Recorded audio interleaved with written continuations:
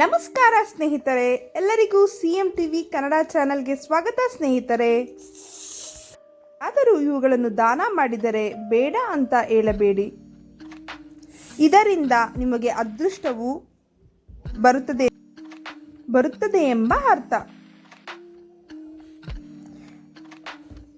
ಮೊದಲನೆಯದು, ನಿಮಗೆ ಯಾರಾದರೂ ದೇವರ ಪ್ರಸಾದವನ್ನು ಕೊಟ್ಟರೆ ಬೇಡ ಅನ್ನಬೇಡಿ. ದೇವರ ಪ್ರಸಾದವು ಸಿಗುವುದು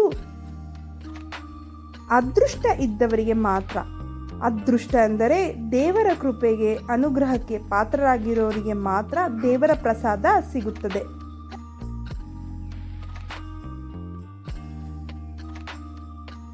ಎರಡನೇದು, ಯಾರಾದರೂ ಹಿರಿಯರು ನಿಮಗೆ ಆಶೀರ್ವಾದವನ್ನು ಕೊಡುವಾಗ ದಯವಿಟ್ಟು ಆಶೀರ್ವಾದವನ್ನು ತೆಗೆದುಕೊಳ್ಳಿ.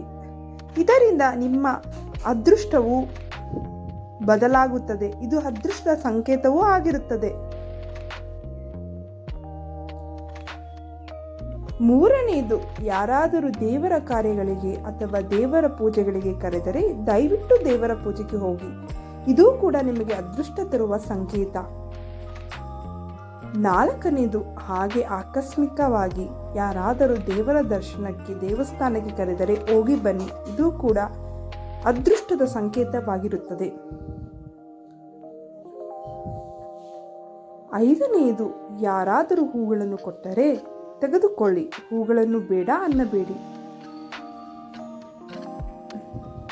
ಮನೆಗೆ ಬಂದ ಅದೃಷ್ಟವು ಆಗಿರಬಹುದು. ಹಾಗೆಯೇ ಹೂಗಳು ದೇವರಿಗೆ ಪ್ರಿಯವಾದವು.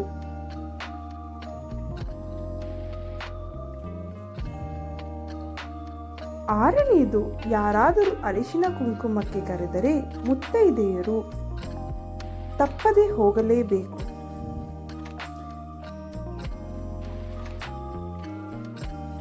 ಏಳನೆಯದು, ತವರಿನ ಮನೆಯಿಂದ ಗಂಡನ ಮನೆಗೆ ಹೊರಗೆ ಯಾವುದೇ ಕಾರಣಕ್ಕೂ ತರಬಾರದು. ನಮ್ಮ ವಿಡಿಯೋ ನೋಡಿದ್ದಕ್ಕಾಗಿ ತುಂಬ ಧನ್ಯವಾದಗಳು ಸ್ನೇಹಿತರೆ. ನೀವಿನ್ನ ನಮ್ಮ ಚಾನಲ್ನ ಸಬ್ಸ್ಕ್ರೈಬ್ ಮಾಡದೆ ನೋಡುತ್ತಿದ್ದರೆ ದಯವಿಟ್ಟು ಮೊದಲು ಸಬ್ಸ್ಕ್ರೈಬ್ ಮಾಡಿ, ಲೈಕ್ ಮಾಡಿ, ಶೇರ್ ಮಾಡಿ. ಈಗಲೇ ನಮ್ಮ ಚಾನಲನ್ನು ಸಬ್ಸ್ಕ್ರೈಬ್ ಮಾಡಿ. ಸಿಎಂ ಟಿವಿ ಕನ್ನಡ ಚಾನಲ್ನ ಶೇರ್ ಮಾಡಿ, ಲೈಕ್ ಮಾಡಿ, ಸಬ್ಸ್ಕ್ರೈಬ್ ಮಾಡಿ. ನಿಮ್ಮ ಸ್ನೇಹಿತರಿಗೂ ಶೇರ್ ಮಾಡಿ. ಧನ್ಯವಾದಗಳು ಸ್ನೇಹಿತರೆ.